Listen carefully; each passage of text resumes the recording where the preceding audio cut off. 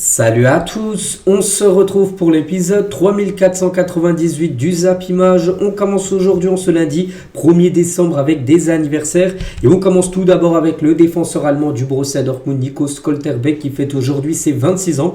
On lui souhaite bien sûr un bon anniv. Ou par exemple Ismaël Bennacer, milieu défensif algérien maintenant du Dynamo Zagreb. Il fête aujourd'hui ses 28 ans.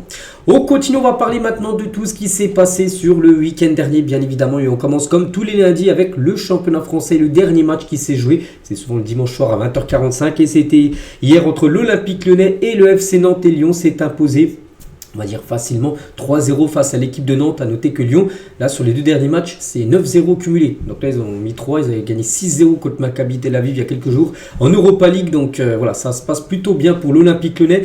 Donc Abner, Vinicius et un doublé de Satriano. Voilà les deux buteurs bien sûr de cette équipe de l'OL.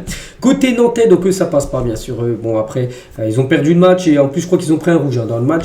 Et bien sûr Waldemar Kita, donc le président, donc lui charge l'arbitrage après le match de Nantes à Lyon. Donc il a dit où on va, en gros l'arbitrage va devoir devenir plus professionnel. Les réunions ne servent à rien parce qu'on vous montre à chaque fois que c'est vous le problème. Mais il dit non, c'est pas les joueurs le problème, c'est les arbitres en gros. On comprend qu'il y a des erreurs, mais certaines sautent aux yeux. Il n'y a pas carton rouge pour Junior Moenga sur une faute au milieu de terrain sans enjeu. Et puis on marque un but plus tard et on revient sur une faute 5 minutes après. Ce n'est pas sérieux tout ça. C'est un manque de professionnalisme. Bon bref, voilà, je ne vais pas lire le reste, mais en gros, il n'est pas content. Il n'est pas content de l'arbitrage et bon, voilà, c'est pas que lui. Il y a beaucoup de présidents, d'entraîneurs, de joueurs bien sûr qui contestent chaque week-end bien sûr les décisions des arbitres. Bref, voilà ce qu'il y a à dire sur ce match et surtout belle opération des Lyonnais. Le Paris Saint-Germain a eu joué samedi après-midi du côté de l'AS Monaco et défaite des Parisiens 1-0. Du côté de l'ASM, Minamino a été l'unique buteur du match. Donc Monaco c'est fou, les gars ils galèrent contre des équipes on va dire beaucoup plus faibles du championnat, mais contre les gros ils arrivent souvent à s'en sortir et ils battent le PSG. C'est vraiment la bête noire quand même, Monaco de Paris. C'est l'une des équipes qui a plus gagné contre le Paris Saint-Germain dans son histoire tout simplement. Donc voilà, victoire des Monégasques. Et concernant le PSG, déjà 2 défaites cette saison en Ligue 1. Donc Paris compte 2 défaites après 14 journées de Ligue 1, soit autant que durant chacune des 2 premières saisons de championnat de Luis Enrique. Lors de sa première saison en 34 matchs, 2 défaites. Et la saison dernière 2 défaites et là il est déjà 2 défaites, mais on est seulement à la 14e journée. Donc voilà, s'il veut continuer sur les séries des 2 dernières années, il ne faut plus qu'il perde jusqu'à fin de saison. Sinon, ça fera 3 défaites. Jamais il a fait 3 défaites en Ligue 1. Il est déjà 2. Voilà, tout simplement, Luis Enrique du côté de Paris. Et lui, il a dit, donc quand tu fais un match comme ça, avec plein d'imprécision, et autant d'erreurs, et tu ne peux pas gagner, bien sûr. Il a dit, en gros, que c'est le pire match de la saison, voilà, du PSG. Ils ont mieux joué que nous. Ça a été difficile au début du match. C'est difficile d'avoir de la continuité quand tu fais des erreurs individuelles. C'est notre pire match de la saison. Ça serait très facile de dire que mon équipe était fatiguée. Tu dois chercher à performer tous les jours, bien sûr, parce qu'on ne veut pas que Monaco également joué en Ligue des Champions. Donc voilà, c'est pas l'équipe Monaco était plus frais. Non, les deux ont joué en Coupe d'Europe. Ça n'a pas été facile pour Monaco non plus, mais ils ont mérité plus que nous. Ça a été une mauvaise soirée pour nous, très mauvaise. Voilà, donc pas satisfait bien sûr de la performance de ces joueurs. Il a parlé aussi du tacle de Lamine Camara sur Lucas Chevalier. Les gars, ça aussi c'est un sacré scandale. Donc Luis Enrique sur la cheville de Chevalier. Donc Lucas Chevalier a eu beaucoup de chance aujourd'hui. Je ne vais rien dire de plus, c'est incroyable. Donc là on peut voir en fin de match, bien sûr, Lucas Chevalier a montré l'état de sa cheville sur ce tacle là. Ce qui est fou les gars, c'est que le joueur de Monaco n'a pas pris rouge. Il n'a pas pris rouge les gars sur un tacle comme ça. Regardez le pied les gars, quand le pied ne touche plus le sol, comment tu peux ne pas mettre rouge les gars. Voilà. Donc on peut comprendre des fois que les présidents, les entraîneurs contestent contre l'arbitrage. Parce que là ça mérite totalement rouge. Donc voilà, c'est fou ce qui s'est passé. C'est que les joueurs du PSG à Monaco ces 2 dernières années, enfin surtout les gardiens les gars en prennent pas mal. Donc là Chevalier, et saison dernière souvenez-vous, Donnarumma les gars, regardez, complètement défiguré. Il avait pris le coup de crampon de Singo je crois. Il avait pris jaune. Singo jaune les gars, et même pas rouge les gars. Regardez le crampon sur le visage. C'est rouge direct, on est d'accord. Même la décision de l'arbitrage avait dit après, oui, que l'arbitre a dû mettre rouge. Donc là c'est un scandale. Et là c'est de nouveau un scandale, de nouveau avec le PSG, de nouveau sur le gardien du PSG, où là l'arbitre n'a pas mis rouge. qu'est-ce qui se passe, on ne comprend pas. C'est vrai que les arbitres des fois sont très incompétents, puis il y a eu pas mal de situations bien sûr ce week-end. Et c'est Onijimi, donc c'est un ancien arbitre, lui il a arrêté, mais il dit en gros, réagit au tacle de Camara sur Chevalier, il y a 100 fois rouge pour lui, les gars, il aurait été arbitre, il aurait donné rouge direct. Voilà. Et c'est assez incroyable et illogique que ce ne soit pas le cas. Le Monégasque n'a absolument aucune chance d'avoir le ballon, il tacle comme ça. Et il peut le blesser pendant un an. Lucas Chevalier s'en sort très très bien, Chevalier. Donc cette attaque décollée au sol et très en retard, il attrape la cheville de Chevalier et aurait pu le blesser. C'est carton rouge écarlate. Il est difficile de comprendre que la VAR ne soit pas intervenue. Alors ça aussi c'est pour ça qu'on ne comprend pas des fois que les arbitres, les gars, leurs décisions, parce que là, voilà, même quelqu'un qui n'a rien au foot, il voit une faute comme ça, il se dit oui, ça mérite peut-être une explosion, oui. Et l'arbitre n'a rien dit. Et c'est fou, donc Chevalier, les gars, sur le tacle de Lamine Camara, donc il a dit, je pense que ma carrière aurait pu prendre un autre tournant parce que oui, il aurait pu être sa cheville aurait pu être fracturée, puis là ça aurait été quasiment fin de saison pour lui. J'ai eu beaucoup de chance et je vais pouvoir continuer à faire du foot toutes les semaines, donc voilà, concernant bien sûr ce tacle, et toujours avec Chevalier, donc il devrait tenir sa place face à Rennes le week-end prochain, donc il pourrait peut-être louper un ou deux entraînements cette semaine, mais il pourrait être titulaire pour le prochain match. Donc plus de peur que de mal, voilà, pour Lucas Chevalier s'en sort, c'est un miracle. Et concernant Luis Enrique, il a donné quand même 3 jours de repos à ses joueurs. Les joueurs du PSG reprendront l'entraînement que mercredi, donc ils ont eu repos hier dimanche, aujourd'hui lundi et demain mardi reprendront 17h mercredi l'entraînement pour le match le week-end prochain contre Rennes. Donc parce qu'on sait que Enrique, il y a pas mal de joueurs blessés du côté de son équipe, et voilà, il est obligé de donner des tranches de repos de certains jours, malgré qu'ils ont perdu, ils ont quand même 3 jours de repos, les joueurs parisiens. On continue avec l'Olympique de Marseille qui aurait pu profiter bien sûr de cette défaite du PSG, vu que Marseille a joué après bien sûr le match du PSG, c'était samedi soir 21h, ils ont fait 2 partout contre Toulouse, j'ai regardé le match en plus, et ils ont concédé le but de Hidalgo en toute fin de match, à la 92e minute du match en plus, sur on a fait un but où ça vient d'une touche, les gars, une touche très lointaine, puis je crois que ce joueur qui est beaucoup plus petit que Kondogbia, il prend le ballon de la tête, et ça fait but. Donc c'est dommage parce que l'OM a quand même encaissé 4 de ses 14 buts en Ligue 1 après la 90e minute du match, et du coup c'est des buts pris en fin de match, et c'est des buts, voilà, là, en gros là tu perds 2 points. Tu prends un point, mais tu aurais pu prendre les 3 si tu aurais été bien sûr beaucoup plus solide. Seul Lorient a encaissé plus avec 5 buts concédés après la 90e minute d'un match de Ligue 1. Et 2h les gars, après le match nul de l'OM face à Toulouse, on n'est pas encore prêt à jouer 3 matchs en 8 jours. J'ai vu des joueurs marcher en première période, une peur de gagner. Vous avez raison, il a dit que peut-être les joueurs avaient peur de gagner, alors qu'il y avait toute la place, voilà, pour Marseille de s'imposer. C'était à domicile, Marseille restait sur 2 belles victoires, 5-1 contre Nice et 2-1 contre Newcastle. Il y avait aussi l'opportunité de prendre la première place bien sûr du championnat, ils ne l'ont pas fait. On essaie de tout travailler, mais s'entraîner à tenir des résultats c'est dur. On doit être plus attentif, plus malin, plus méchant. On aurait pu mieux jouer les coups, mais on doit surtout pouvoir défendre une touche à 40 mètres, mieux que ça, sur le deuxième but concédé. En gros, on avait déjà perdu des points contre Angers dans le temps additionnel de partout. On doit s'habituer à jouer 3 matchs par semaine, et c'est peut-être le prix qu'on doit payer. Parce que oui, Marseille bien sûr joue la Coupe d'Europe, et vu que c'est un grand club français, voilà, les grands clubs jouent en plus la Coupe d'Europe. Et du coup, il faut l'assumer. Parce que Toulouse, on sait qu'il n'y a pas de Coupe d'Europe. Mais voilà, Marseille, il faut l'assumer de jouer pratiquement tous les 3 jours. Et c'est comme ça. Et Aubameyang, les gars, donc il était encore de nouveau décisif. Lui qui avait marqué un doublé contre Newcastle il y a quelques jours. Et passeur D. Regardez ses 3 derniers matchs, les gars. Exceptionnel, bien sûr. L'attaquant est gabonais. On continue avec l'équipe, elle, qui a réalisé la très bonne opération avec le nul de Marseille. La défaite du PSG. C'est l'équipe de Lens, les gars, qui s'est imposée 2-1 du côté du SCO Angers. Florian Thauvin, auteur du doublé. Et actuellement, Lens, tout là-haut, Lens est actuellement le leader de la Ligue 1. Et Lens est leader de la Ligue 1 pour la première fois depuis 21 ans. La dernière fois, les gars, c'était en août 2004 à la 3e journée qu'ils avaient fini une journée Ligue 1 en étant premier du championnat. Et là, ils sont premiers au bout de 14 journées. Donc, félicitations, bien sûr, à cette équipe lensoise. Et concernant Thauvin qui a inscrit le doublé, mais il est surtout revenu par rapport à la blessure de Jonathan Grady. On avait parlé, je crois que c'était vendredi dernier. Le matin, à l'entraînement, il s'est fracturé du tibia péroné. Donc, c'est une terrible blessure. Il a dit la blessure de Grady m'a empêché de dormir. J'en étais malade parce qu'il l'a vu. Tout le monde a vu, bien sûr.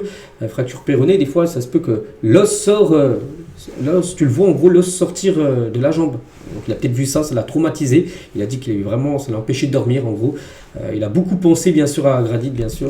Et regardez, ils ont mis son maillot 24 là, le maillot de Gradit par rapport à sa terrible blessure qu'il a eue vendredi matin à l'entraînement.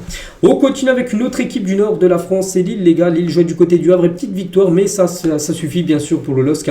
1-0 donc Igamane buteur et en plus il joue avec un joueur en moins parce que Ayoub Boadi a pris rouge. Voilà la 52e minute du match, mais ils ont quand même réussi à conserver bien sûr un bon score, enfin à gagner, voilà, malgré avec un joueur en moins. Et concernant le Havre, c'est compliqué. Aucun joueur offensif du Havre n'a marqué dans le jeu depuis 2 mois et demi. Ils ont déjà marqué, mais c'est des joueurs défensifs. Voilà, les joueurs attaquants, enfin les attaquants, ça fait 2 mois et demi qu'ils n'ont pas marqué. Dans le jeu, je vous parle, si on enlève les pénaltys, voilà, aucun buteur n'a inscrit le moindre but depuis le début de saison. Voilà, c'est que des défenseurs pour ça, donc il y a un gros problème pour marquer des buts du côté du Havre. Concernant l'équipe de Lorient, jeu contre Nice, une belle victoire des Lorientais 3-1 contre l'OGC Nice ou Nice, on sait que c'est une catastrophe. Lanterne rouge avec 0 points d'Europa League, 6 défaites de suite, toutes compétitions confondues, donc c'est simple, tous les matchs du mois de novembre, donc là ça y est, on passe au mois de décembre, tant mieux pour eux. Le mois de novembre, ils ont joué 6 matchs, 6 défaites. Ils ont tout perdu. Leur rencontre, 36 buts encaissés, son 10e de Ligue 1. C'est très compliqué, Franck Hens. Donc l'entraîneur, il a dit voilà, qu'en gros Nice va jouer le maintien. En gros, c'est pour le maintien qu'on va se battre. C'est la réalité, on se battra avec ceux qui veulent se battre. Voilà, donc la situation est totalement critique. Nice est totalement en crise, bien sûr, actuellement. Et concernant Sofiane Diop, à la fin du match, défaite 3-1. Donc il y avait des supporters, bien sûr, niçois qui étaient présents dans le parcage du stade de Lorient. On est pourri à l'heure actuelle, on le sait. On perd à Lorient une équipe qui doit être reléguée. Donc voilà ce qu'il a pu dire. Il est parti s'expliquer alors que on peut dire qu'Oronès devait partir s'expliquer alors que la plupart des joueurs, il y en a quelques-uns encore qui sont restés derrière, mais il y en a plein qui sont partis au vestiaire à la défaite. Lui il est parti parler avec les supporters bien sûr, qui étaient très énervés à la fin de cette rencontre. Strasbourg contre Brest, victoire de Brest 2-1 du côté de Strasbourg. Donc pour Liam Rosseigneur, donc le coach de Strasbourg, ça passe pas. Ce n'est plus une excuse d'être jeune, c'est de commettre des erreurs week-end après week-end. En gros il y a des joueurs, ils font bouler chaque match et ça passe pas, ça passe plus du tout. On est en contrôle du match en première période, puis on leur donne un pénalty ridicule en début de seconde période alors qu'il n'y avait aucun danger. On n'a pas su tuer le match quand on le pouvait. Il n'y avait pas de fatigue mentale et physique. Ma frustration concerne également les matchs durant lesquels on a perdu beaucoup de points dans les dernières minutes. On doit essayer d'accélérer le processus d'apprentissage. Il dit qu'en gros son équipe fait beaucoup trop de cadeaux aux adversaires. Mais pas que Strasbourg s'imposait comme il y a quelques jours 2-1 contre Palace. Et là ils ont perdu 2-1 contre l'équipe de Brest. Le Paris FC contre la Auxerre, 1 partout. On est entre ces deux équipes, un côté parisien. Donc Kebal les gars, buteur sur penalty, 6 buts et 4 passes D, comme pour l'attaquant algérien. Ça il vient déjà dépasser la barre des 10 buts et passes D cette saison pour lui du côté du championnat français. Du coup les autres résultats, on a parlé de tous les matchs à part Rennes contre Metz. On a parlé samedi parce que le match a eu lieu vendredi. Rennes s'est imposé 1-0. Donc, tiens, concernant le classement des meilleurs buteurs, ça bouge pas. Donc Grenoud toujours en tête, c'est qu'il n'y a pas beaucoup qui ont marqué, à part Kebal qui a marqué. Je crois qu'il n'y en a aucun qui a marqué parmi tous les autres joueurs. Et du coup, Grenoud reste toujours en tête par rapport au classement des meilleurs buteurs. Et le classement tout court de cette Ligue 1, donc Lens bien évidemment en tête. Gros coup des Lensois avec la défaite du PSG, le nul de Marseille. Donc voilà, regardez comment c'est serré, 31, 30, 29. Bon, après un petit creux avec Lille qui a 26. Mais voilà, pour l'instant, le trio là, c'est... voilà, 14 journées les gars, il y a des saisons, 14 journées, les années précédentes, des fois, il y a au moins 10 points d'écart entre le premier et le deuxième avec le PSG. Donc là, c'est très serré tout simplement. Et concernant une équipe parisienne, les gars, qui n'est pas premier au bout de 14 journées, et la dernière fois que c'est arrivé, les gars, c'était en 2020-2021. Et lors de cette saison, le PSG avait fini deuxième de Ligue 1 derrière Lille. Lille avait gagné le championnat de Ligue 1 fin de saison, quand Paris n'avait pas été premier au bout de 14e journée. La dernière fois que c'est arrivé aussi avant Lille, c'était en 2016-2017. Et pareil, Monaco avait gagné le championnat. Donc les deux dernières fois où Paris n'avait pas été premier au bout de 14 matchs, Paris n'avait pas gagné le championnat en fin de saison. Donc là pour l'instant Paris n'est pas premier tout simplement de cette Ligue 1. Rapidement les gars, on va parler de la Coupe de France. Tiens, juste quelques résultats. Tiens, Bordeaux a joué un match, ils perdaient 3 heures à la mi-temps, ils ont gagné 4-3. Donc une sacrée remontada pour les Girondins de Bordeaux qui se qualifient du coup pour les 32e de finale de cette Coupe de France. Un match aussi totalement fou, il y a eu 44 tirs au but les gars au cours d'une séance. Il s'agit d'un record, donc c'est entre Béthune et Steenvoorde, donc deux équipes de Régional 1. Et victoire finale de Béthune 21-20 en tir au but, je vous parle. Donc voilà, 44 tirs au but, la séance a été interminable. Et sinon regardez tout, la carte de France avec tous les Les clubs qualifiés bien sûr pour les 32e de finale. A noter que lors du prochain tour, ça les Ligue 1 rentreront. Tiens, en plus les matchs auront lieu fin décembre, je crois que ce sera le dernier match de l'année pour les équipes françaises avant de la trêve hivernale. Donc voilà, concernant toutes les équipes qualifiées pour l'instant. On continue, on bascule maintenant sur la Première Ligue. Bien sûr, on commence avec ce gros match hier, Chelsea contre Arsenal. C'était le deuxième qui recevait le premier. Et un score final à partout. Donc Merino a été buteur et un but de Chalobah. Voilà, donc à noter que Caicedo a pris rouge. Chelsea a joué une bonne partie du match avec un joueur en moins. Donc voilà, concernant cette rencontre, on va parler de Bukayo Saka. Il a signé sa première passe D en Première Ligue depuis un an, depuis 365 jours. Et il a délivré une passe D pour le but de Mikel Merino, la tête bien sûr de l'attaquant espagnol. À noter le rouge de Caicedo, les gars, en première mi-temps. Quelle faute, regardez. Tout à l'heure, on parlait de la semelle de Lamine Camara sur Chevalier, c'était pas rouge, donc là c'est peut-être encore même moins flagrant, et il a pris rouge direct. Voilà, donc c'est pas le même arbitrage, parce que là si tu mets rouge là, tu mets rouge 100 fois bien sûr sur le tacle du Monégasque bien sûr, le gardien parisien. Reece James, le joueur de Chelsea, l'a dit quand vous regardez le nombre de cartons jaunes qui ont été distribués, beaucoup de fautes dans le match. Je pense qu'il y aurait eu un autre carton rouge donné aujourd'hui. Parce que Chelsea ils ont pris un rouge, mais Arsenal aussi. Il dit Reece James ils auraient dû prendre un rouge parce qu'ils ont fait énormément de fautes. C'était un derby de Londres, tout le monde veut gagner bien sûr ce match.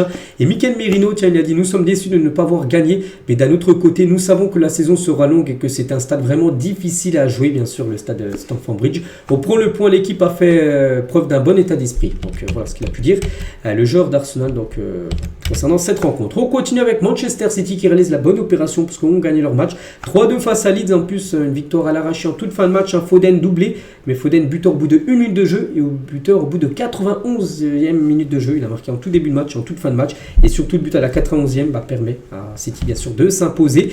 Et Phil Foden dépasse deux légendes de la ville de Manchester. Le crack de City compte désormais 63 buts en Première Ligue, soit plus que David Beckham et Yaya Touré. Ils ont fini avec 62 buts dans leur histoire en Première Ligue, et là ça y est, il les a dépassés. Donc il a marqué 62e et 63e but avec son doublé bien sûr hier avec Manchester City. Et toujours avec City, Bernardo Silva fait l'éloge de Ryan Cherki. Il est capable de faire des passes que 99% des joueurs ne peuvent pas faire. C'est un joueur qui tente différentes choses, ce qui est important surtout contre les équipes qui jouent regroupées. C'est un bon gars, il s'adapte bien. Je suis content pour lui. Il n'a pas besoin de beaucoup d'aide. C'est un joueur avec beaucoup de personnalité. Pas besoin de lui donner confiance, il l'a déjà. Voilà, donc il est très content en gros de Ryan Cherki, tout simplement, Bernardo Silva. On continue avec l'autre Manchester United. Et belle opération, ils sont partis s'imposer 2-1 du côté de Palace. Palace a perdu 2 fois 2-1 contre Strasbourg il y a quelques jours. Et là contre bien sûr Manchester. Donc Mateta a été buteur côté Crystal Palace, avant que Zirkzee et Mason Mount ont été les deux buteurs côté Red Devil. A noter que Bruno Fernandes il n'a pas marqué, mais c'est lui qui a reçu le prix d'homme du match. C'est lui qui fait les deux passes D pour Mount et pour Zirkzee. Et à noter aussi un petit événement les gars, que Lisandro Martinez, le champion du monde argentin, a pu rejouer. Il n'avait plus joué depuis le 2 février dernier, depuis le début d'année où il s'était blessé. On va dire 10 mois après, il fait son retour, et ça c'est une bonne nouvelle bien sûr pour Manchester United. La belle victoire de Newcastle 4-1 du côté d'Everton qui avait perdu à Marseille semaine dernière en Ligue des Champions, mais ils sont bien rachetés avec cette très belle victoire bien sûr pour les Magpies. Défaite de Tottenham qui avait perdu contre le PSG, mais on sait qu'ils avaient mené 2 fois, ils ont perdu 2-1 face à l'équipe de Fulham. La victoire de Liverpool les gars contre West Ham, on sait que c'est rare enfin là sur les dernières semaines des victoires de Liverpool, ils ont gagné du côté de West Ham. Donc Isaac, son premier but en Première Ligue du côté de Liverpool, et un but de Cody Gakpo en toute fin de match. Donc parfait bien sûr pour Liverpool, ça va leur faire du bien parce que quand on sait la situation du club, ils restaient sur 3 défaites en plus à chaque fois au moins 3 buts d'écart. Et là, ça, ils ont gagné 2-0 du côté de West Ham. Et Isaac, les gars, revient par rapport à son premier but. Je sais que j'attendais ce but depuis longtemps et que j'ai travaillé dur pour retrouver ma meilleure forme. Je suis encore en chemin, mais je suis heureux d'avoir marqué ce but qui va lui amener certainement beaucoup de confiance. Bien sûr, nous devons utiliser cette victoire comme il faut, mais aussi rester humble. Une seule victoire ne signifie pas que nous sommes de retour. Nous devons continuer à travailler dur et nous améliorer. Nous le savons parce que oui, pour moi, Liverpool est toujours en crise. Parce que oui, ils ont gagné, mais voilà, vu les résultats, là, du coup, ça leur fait toujours 9 défaites du coup sur les 13 derniers matchs. Ils ont gagné ce week-end, mais voilà, il y a eu beaucoup trop de défaites pour un club, bien sûr, comme Liverpool. Et des nouvelles aussi de Wirtz, Jamie Carragher, consultant, bien sûr, sur les chaînes sportives anglaises. Et il a dit la performance de Wirtz contre West Ham a été de loin sa meilleure performance à Liverpool. Bon, il n'a pas marqué, mais ça a été certainement son meilleur match depuis qu'il a rejoint cette équipe des Reds, Florian Wirtz. Et Lucas Paqueta, donc lui a noté, je sais que je n'avais pas parlé, Paqueta a pris double jaune, 2 jaunes dans l'espace de 30 secondes. rouge. Voilà. Qu'est-ce qu'il a fait en gros? Mais il s'embrouille avec l'arbitre. Donc en fin de rencontre, le Brésilien a pris 2 cartons jaunes en quelques secondes pour de grosses contestations. Il a parlé avec l'arbitre. L'arbitre lui a mis un jaune. Il a encore reparlé à l'arbitre, double jaune et carton rouge. Voilà, donc même Alisson avait tenté de le raisonner, voilà, son compatriote, pourtant Alisson c'est le gardien de Liverpool, il a dit calme-toi, tu vas reprendre un autre deuxième jaune, et rien voulu savoir, et du coup il a été exclu. On continue avec les autres résultats, bien sûr en PL, il y a qui qu'on pourrait parler. Aston Villa, les gars, s'est imposé 1-0 contre Wolverhampton, ils sont remontés fort au classement, ils avaient très mal démarré le début de saison, et là ils enchaînent les victoires, l'équipe d'Aston Villa. La victoire, on pourrait dire de qui? De Brentford 1-3 contre Burnley, la victoire de Sunderland 3-2, ou la victoire de Brighton du côté de Nottingham 2-0. Le classement, les gars, c'est Arsenal, bien sûr, toujours en tête, mais City revient à 5 points. Des Gunners après Chelsea, 24 points. Aston Villa, comme j'ai dit, 24 points. Donc Manchester United, c'est 21 points. Liverpool aussi, qui gagne un peu des places. 8e, mais toujours loin. Donc Tottenham à 12e sur du championnat anglais. Et toujours, tiens, en Angleterre, rapidement, juste, on va parler d'un match. C'était entre Liverpool et Manchester United. C'était la première ligue U18. Donc les jeunes, en gros. Et regardez le résultat à Manchester, les gars, ils ont gagné 7-0 à Liverpool. Un sacré résultat, bien sûr, pour la nouvelle génération du côté des Red Devils. On quitte l'Angleterre, direction maintenant l'Espagne. On commence avec le Real Madrid qui jouait hier du côté de Gérone. A noter que les 2 derniers déplacements durant la saison dernière, il y a 2 ans, c'était à chaque fois une victoire 3-0. Donc ils gagnent à chaque fois là-bas. Et ben ils ont causé le nul, un partout le Real Madrid. Donc Wani a été buteur, tiens, l'ancien joueur de l'Olympique de Marseille, contre un but de Kylian Mbappé sur penalty. Donc voilà, partage des points, mais surtout c'est pas du tout une bonne opération pour le Real qui enchaîne les matchs nuls. T'avances pas sur les 9 derniers points à prendre en Liga, ils en ont pris seulement 3. Ils n'ont pas perdu, mais ils n'ont pas gagné. Contre le Rayo, contre Elche, contre Girona, c'est des équipes normalement que le Real Madrid doit s'imposer. Voilà, donc là, il y a une équipe de Girona en grande difficulté cette saison, une équipe promue de Elche, et le Rayo, bon, c'est toujours compliqué, mais voilà, ils doivent au moins gagner 2, voire les 3 matchs, bien sûr, le Real, ils n'ont gagné aucun. Et bien sûr, ils ont perdu beaucoup de points sur les dernières semaines. Et pas de changement d'entraîneur prévu par le Real Madrid, malgré la période compliquée. On sait que voilà, le Real Madrid, les résultats ne sont pas au mieux. Mais pour l'instant, on ne pense pas à changer l'entraîneur. Voilà, non. Pour l'instant, bien sûr, il a totale confiance bien sûr en Xabi Alonso. Et Xabi Alonso, il évoque comme l'arbitrage. Contre Girone, il a dit, je n'ai pas de reproche à faire à mes joueurs. Nous devons préserver notre unité et faire preuve d'autocritique constructive. Concernant le penalty sur Rodrigo, c'est surprenant que la VAR n'ait pas examiné l'action. C'est une action qui aurait dû être revue. À mon avis, ce sont des actions décisives qui peuvent changer le cours d'un match. Je n'ai pas vérifié, mais on m'a dit qu'il y avait contact. Voilà, ici, il y avait contact, il y a peut-être penalty tout simplement sur Rodrigo. Concernant Mbappé, donc buteur face à Girona, heureusement, il a égalisé Mbappé. Donc sur penalty, donc le Français inscrit comme son 28e but de la saison. Donc lui répond présent, bien sûr, Kylian. Sur cette saison, il a quand même marqué 60 buts en 2025, donc le 28e sur cette saison, mais 60 buts depuis le début d'année. Voilà pour Kylian, où il lui reste encore 5 matchs à jouer avec le Real avant la fin d'année. Donc il pourra peut-être atteindre la barre des 70 buts. Oui, c'est réalisable, totalement, bien sûr, pour Kylian Mbappé. Et Mbappé, tiens, sur Instagram, n'a pas du tout le résultat qu'on voulait ce soir, mais la saison est encore longue. On doit changer cette dynamique et montrer qui on est. Voilà ce qu'il a pu dire sur ses réseaux sociaux. Et concernant Rodrigo, qui aurait pu obtenir un penalty, bon, il n'a pas obtenu, mais en tout cas, il a de nouveau joué et de nouveau, il n'a pas marqué. Et là, ça commence à faire beaucoup. Rodrigo est sur la plus longue dizaine de l'histoire du Real Madrid pour un attaquant. 30 matchs d'affilée, les gars, sans marquer le moindre but pour Rodrigo. 30 matchs d'affilée, je ne sais pas si vous vous rendez compte, les gars, c'est totalement fou. Pourtant, il a eu du temps de jeu. Bon, hier, c'est vrai qu'il a commencé remplaçant, mais il a eu, je ne sais pas, peut-être 20-30 minutes à jouer. Il n'a pas marqué, les gars. Donc, 30e match à marquer pour Rodrigo. Là, c'est très, très critique. Et concernant l'homme du match, les gars, c'est Azdin Ounahi, donc le joueur marocain qui a remporté le prix, bien sûr, du meilleur joueur de la rencontre. Le Barça, donc une belle opération de Barça qui jouait samedi après-midi contre Alaves. Ça a mal commencé. Ils perdaient 1-0 au bout d'1 minute de jeu, mais après, voilà, ils ont réagi très rapidement. Lamine Yamal au bout de 8 minutes de jeu avant que Daniel Mo inscrive le doublé. Et du coup, victoire du Barça 3-1. Notez que Rafinha, qui a été titulaire, les gars, ça faisait longtemps qu'il n'a pas été titulaire. Donc, vu qu'il a été longtemps blessé sur les 2 derniers mois, donc il a été élu homme du match. Rafinha, félicitations à lui. Et Rafinha, à la fin du match, il est parti consoler Hansi Flick. Regardez, Hansi Flick, pourtant son équipe venait de s'imposer 3-1, mais t'as l'impression qu'il est regardant le vide, il était lessivé tout simplement. Hansi Flick, qu'est-ce qui se passe? Rafinha est parti le consoler parce qu'Hansi Flick était épuisé, se sent impuissant. Son Barça ne performe plus comme la saison dernière. Oui, le Barça s'est imposé, mais difficilement. Et ça, pour Flick, les gars, il retrouve plus son Barça qu'il avait pu voir, qui produisait du très beau jeu saison dernière. Mais il ne le retrouve plus là sur cette saison. Donc la semaine a été très difficile pour l'Allemand, bien sûr, après la défaite contre Chelsea 3-0. Malgré la victoire face à l'Aves, où il a fini déboussolé sur le banc. Et Rafinha lui a dit, nous allons nous améliorer, nous serons bien meilleurs lors des prochains matchs. Voilà ce qu'il a pu dire tout simplement Rafinha à Hansi Flick.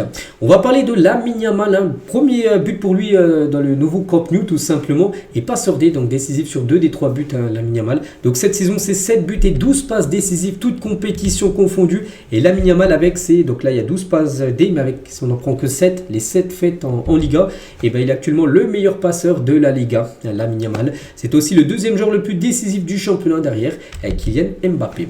A noter aussi une autre bonne nouvelle après la victoire, c'est quand même Pedri aussi qui fait son retour. Pedri, il a pu jouer, on peut le voir là, à peu près 30 minutes de jeu. Donc voilà, il a pu jouer 30 minutes et il sera certainement titulaire demain. Le Barça joue contre l'Atlético Madrid, c'est de la Liga demain mardi, hein.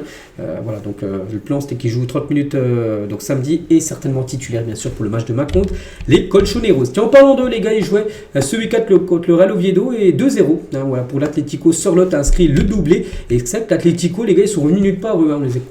On comptait plus sur eux. Pourquoi ? Parce qu'ils ont démarré, ils avaient perdu beaucoup de points en début de saison, les gars, des défaites, des nuls, tout ça. Et depuis, les gars, ils font que de gagner. L'Atlético, ils reviennent très fort dans ce classement. Les 7 derniers matchs, 7 victoires de l'Atlético Madrid, hein. Ils reviennent très fort au classement, je vous montrerai juste après. Il y avait aussi le derby de Séville, hein. C'est le FC Séville contre le Betis, et c'est le Betis, hein, qui s'est imposé 2-0 sans Isco, qui était blessé, on sait, mais en tout cas, victoire bien sûr du Betis, hein, chez le voisin, le FC Séville.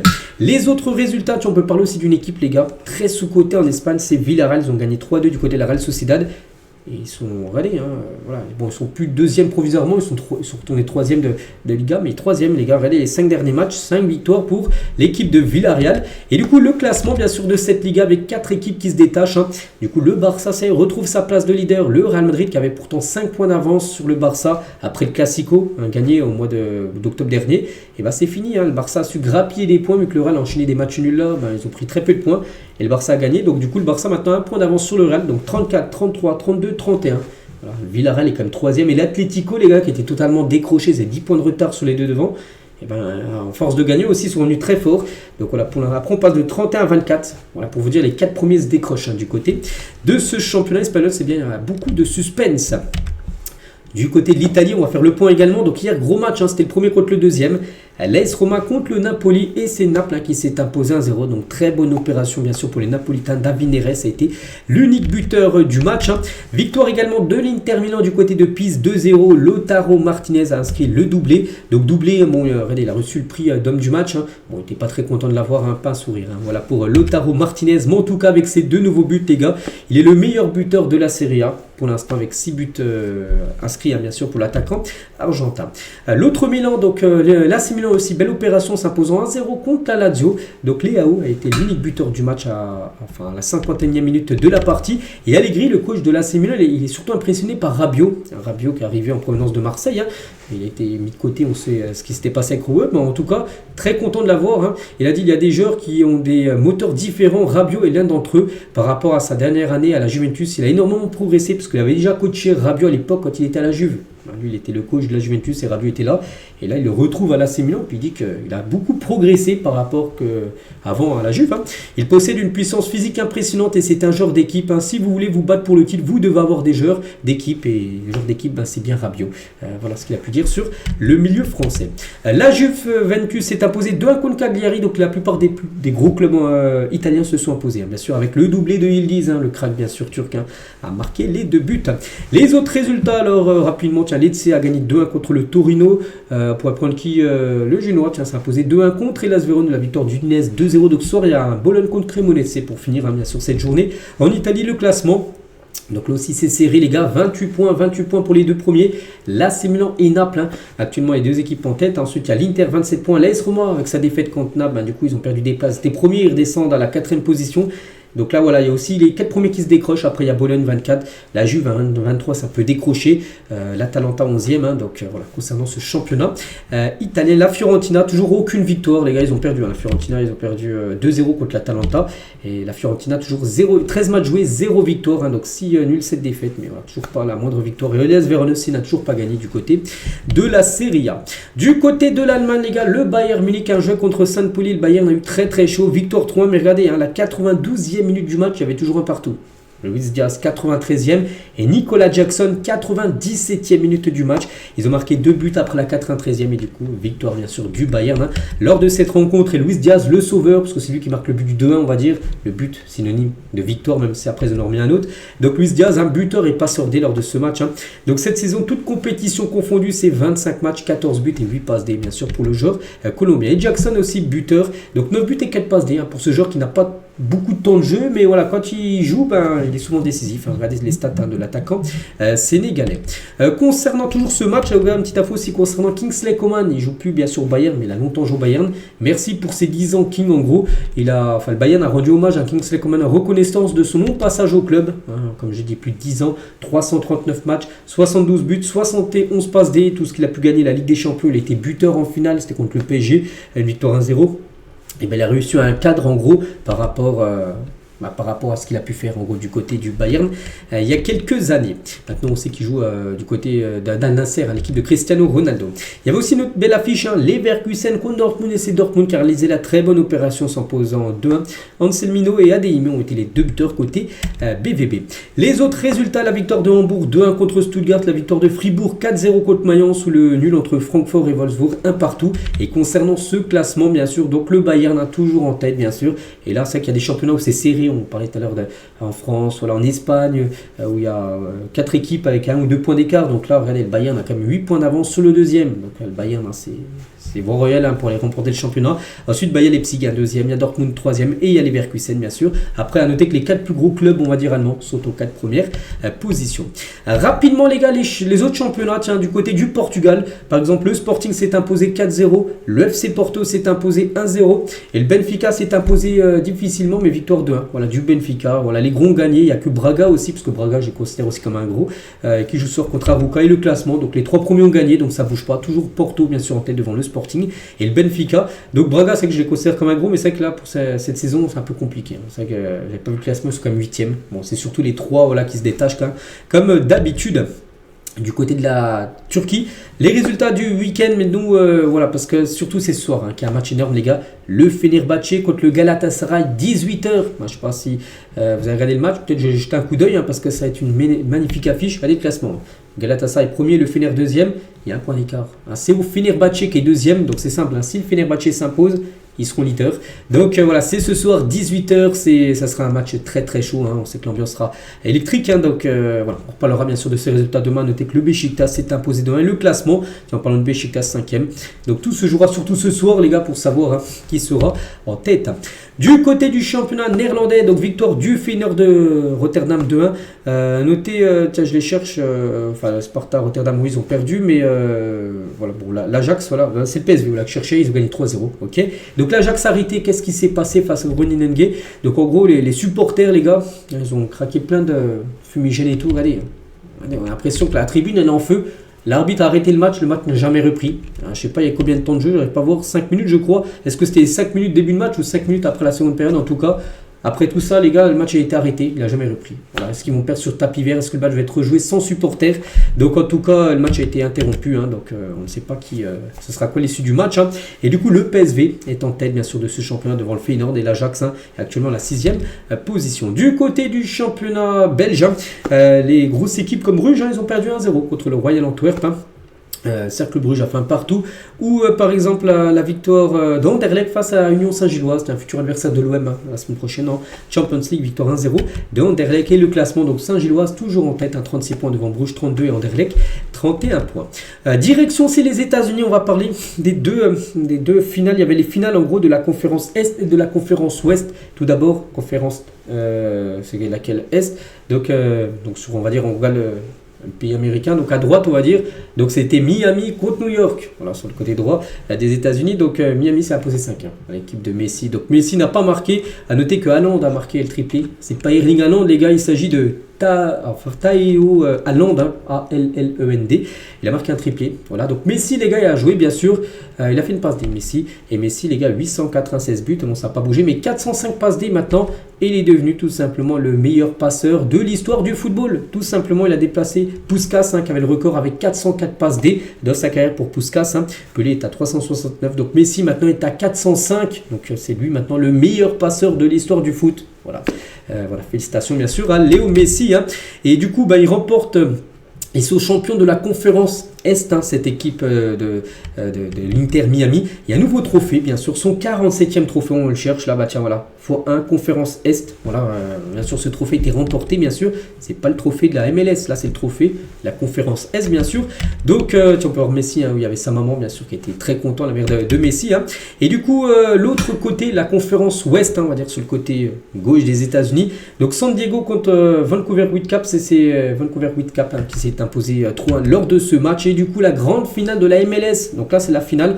Le vainqueur de la conférence Est, Miami, contre le vainqueur de la conférence Ouest, donc Vancouver. Donc Vancouver contre Miami. À noter que côté Vancouver, il y a Thomas Müller qui joue, un ancien joueur du Bayern.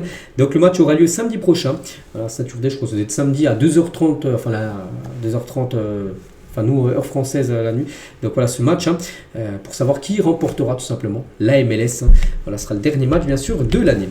Et on finit aussi avec la Ligue des champions sud-américaine, donc la Copa Libertadores qui a été jouée entre la nuit de samedi à dimanche. C'était entre Palmeiras et l'équipe de Flamengo. Et c'est Flamengo qui s'est imposé 1-0. Danilo, qui est ancien joueur par exemple, je crois qu'il joue à la Juventus, il a joué dans le passé. Je sais plus où il a joué dans quel club, mais je sais qu'il avait joué à la Juve. C'était lui l'unique buteur du match. Et victoire de Flamengo 1-0. La 4e en gros Ligue des champions sud-américaine pour l'équipe de Flamengo. Il pourrait peut-être potentiellement affronter le PSG le 17 décembre prochain pour la finale de la Coupe intercontinentale avec tous les vainqueurs de Ligue des champions différentes. Donc là, ils vont jouer un quart, une demi et on verra après s'ils seront en finale. Mais en tout cas, ils ont gagné bien sûr cette affiche. Et les clubs brésiliens apprennent le football au club argentin en Copa Libertadores. Voilà, parce que les derniers vainqueurs en gros de la Ligue des champions sud-américaine, c'est que des équipes brésiliennes. Flamengo, saison dernière, ça avait été Botafogo. Souvenez-vous, le club de John Textor. Fluminense, Flamengo, s'il avait remporté en 2022. Palmeiras, 2 fois. Flamengo. Donc voilà, c'est rarement River Plate ou... River Plate, par exemple, le club argentin, c'est souvent, on peut dire, les clubs brésiliens qui remportent la Ligue des champions sud-américains. Donc voilà les gars, tout ce qu'il y avait à dire, je pense avoir été complet sur tout ce qui s'est passé sur ce week-end. Donc j'espère que ça vous a plu. On se retrouve nous demain, bien sûr, demain mardi. Il y a des matchs, comme j'ai dit, demain il y a un sacré Barça Atlético. Voilà, donc il y a une journée de Liga en plein milieu de semaine, donc il y a plein de choses bien sûr à dire. Allez, moi je vous laisse les gars, je vous souhaite une bonne journée et à demain.